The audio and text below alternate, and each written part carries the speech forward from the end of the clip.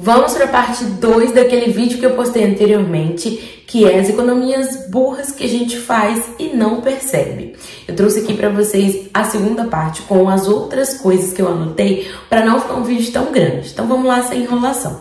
O primeiro deles é não usar protetor solar para economizar, tanto no dinheiro quanto nesse produto.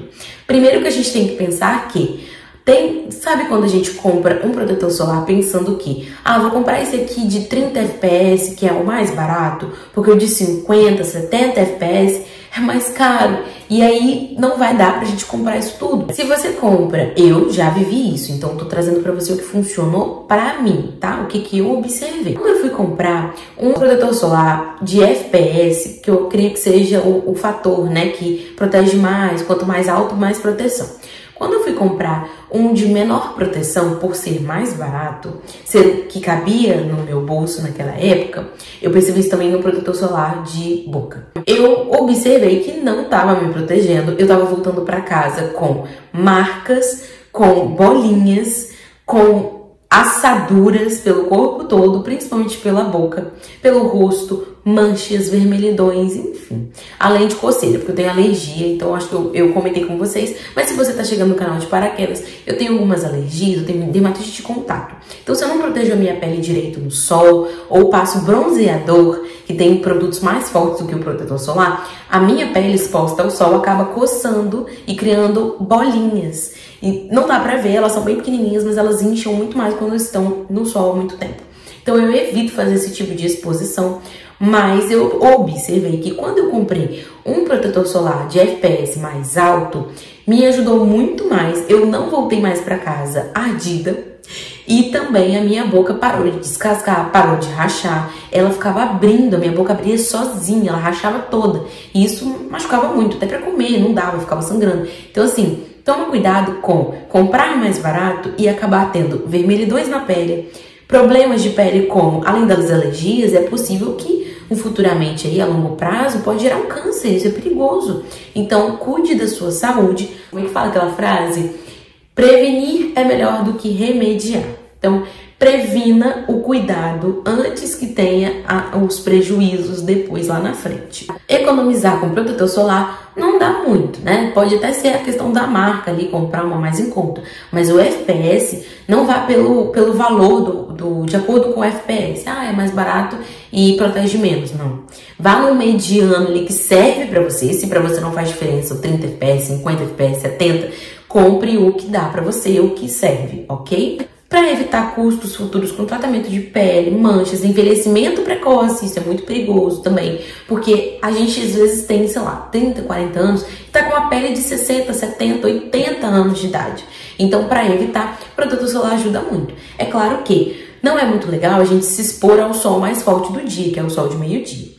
É perigoso pra gente porque pode trazer todos esses prejuízos que eu comentei. É mais legal a gente se expor, a gente precisa de vitamina D, né? E quando a gente usa muito protetor solar, a gente acaba que não recebe toda a vitamina que a gente precisa. Então, pra gente pegar uma vitamina, eu aconselho vocês, é o que eu faço, e dá certo pra mim, pegar o solzinho da manhã, ali até umas 8, 9 horas no máximo, tá? Estourando 8 e pouca, 9 horas.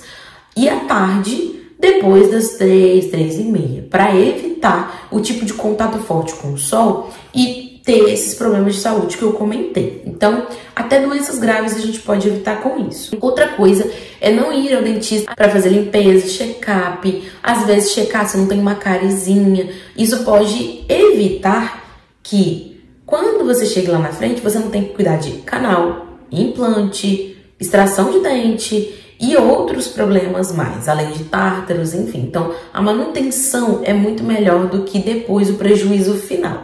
Então, quando você não vai ao dentista porque você está economizando, na verdade, você está adiando os problemas que lá na frente você vai gastar muito mais.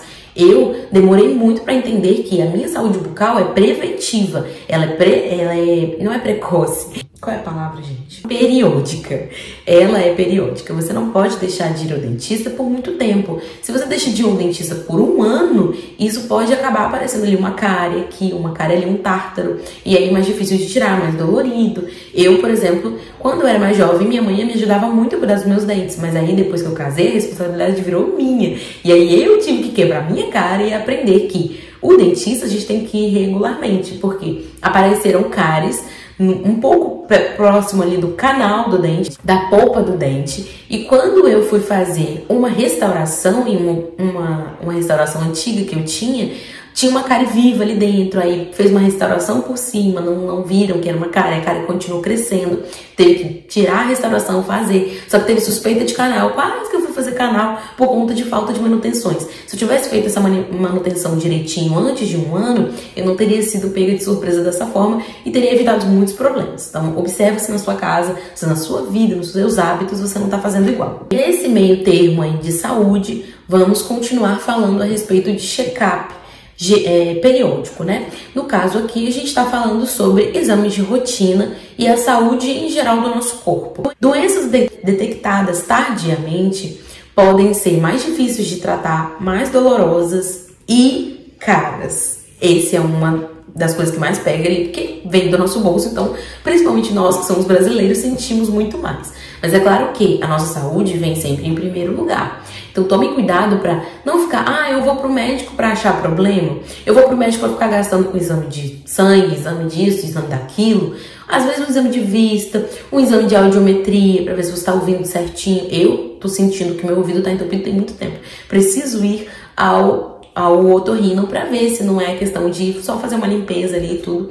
Já ouvi que é muito tranquilo e quero muito fazer, mas ainda não chegou o momento. Tô tratando outras coisas nesse período aqui, outras coisas mais urgentes, né? No caso, check-up geral, nutricionista, exercício, tudo isso a gente tem que tratar também.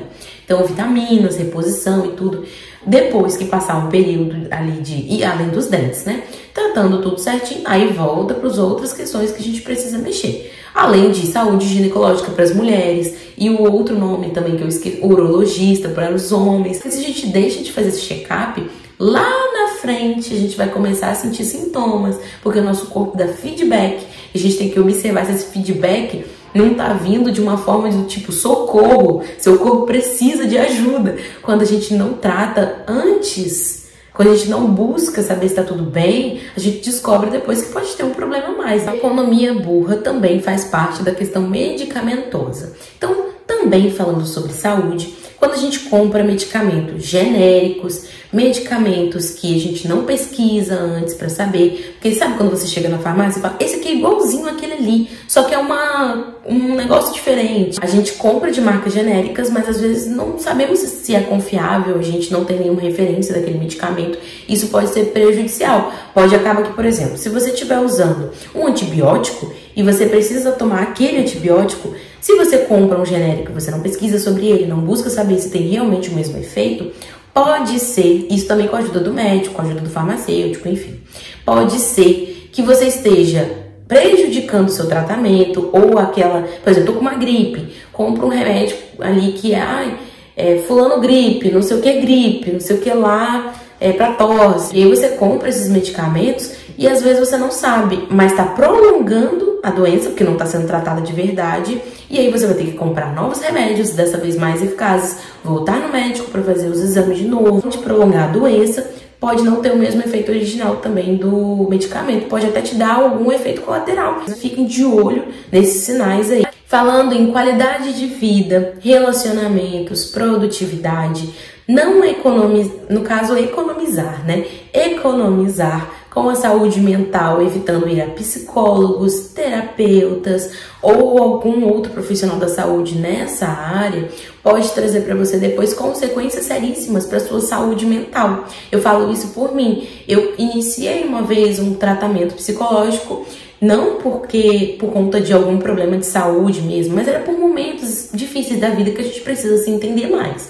E aí eu percebi que quando eu finalizei a terapia, Quando eu voltei a fazer, eu já estava quase ali pedindo socorro. Sabe quando o nosso corpo tá dando feedbacks, né? É igual que eu sempre falo de feedbacks. A nossa mente também pede socorro, dá feedbacks e pede socorro. Eu estava precisando de um socorro mental para poder ficar mais tranquila, ter noites de sono mais leves, diminuir ansiedades, entender mais como que eu estava em relação ali às pessoas à minha volta, como que eu deveria tratar a mim e as pessoas, como eu deveria, o que que eu deveria aceitar, o que que eu não deveria aceitar. Então tudo isso me ajudou e me tornaram outra pessoa. Vocês estão vendo aqui uma versão de uma Vanessa completamente diferente. Há um ano atrás, 1 ano e meio atrás, 6 meses atrás, eu era outro tipo de pessoa. Hoje eu sou completamente diferente. Então a gente está em constante mudança.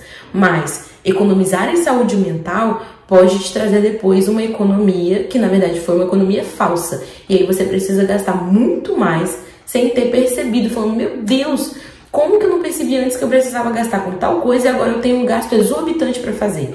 Vai saber se lá na frente você às vezes tá com ali uma ansiedade tranquila, dá para você tratar de forma mais natural, dá para você tratar indo a um médico, né, um profissional, seja psicólogo ou outro tipo de profissional da área.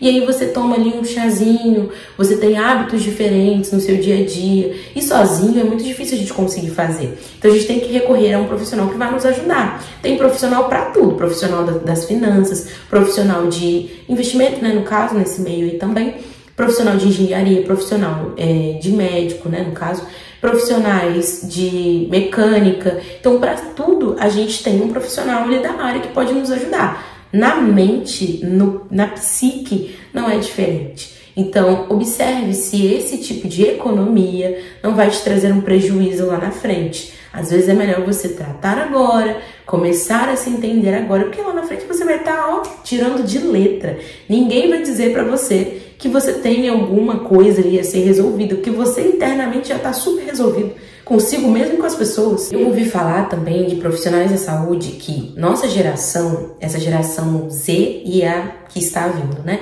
vai ser uma das gerações que mais vai precisar de psicólogos, profissionais da psicologia, porque o mundo está entrando em colapso e as pessoas estão ficando cada vez mais preocupadas, mais ansiosas, mais nervosas, cada vez mais descontroladas. E o mundo tá um caos. E depois vai faltar horário para você poder ser atendido. Então, por isso, cuide da sua mente imediatamente. Cuide já.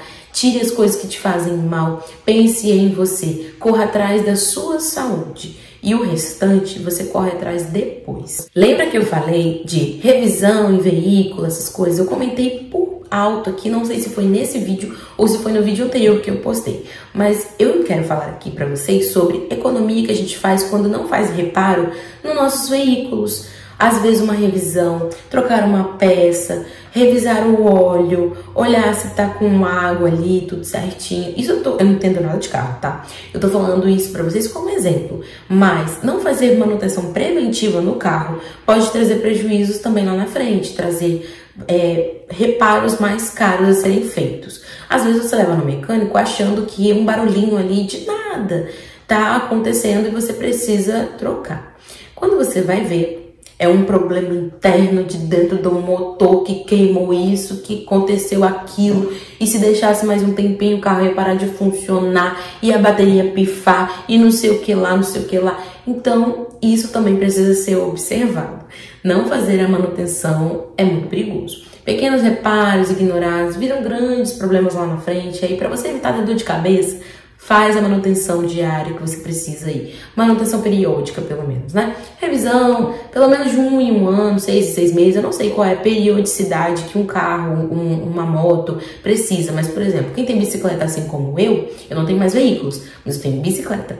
É bom, né? Olhar ali a corrente, sentir uma diferença ali, deu um estalozinho. Hoje de manhã eu tava pedalando, deu um estalo e ela é nova. Falei, poxa, vou observar a corrente dessa bicicleta. Se ela soltar a primeira vez, eu já vou levar para apertar. Porque depois, ou lubrificar também. Porque depois, pode ser que eu estou andando e ela me deixe na mão. Já aconteceu de eu estar andando com uma bicicleta nas últimas e a corrente dela travar. E eu não consegui sair do lugar com a bicicleta. Eu tinha que ficar arrastando ela. Então isso é muito perigoso.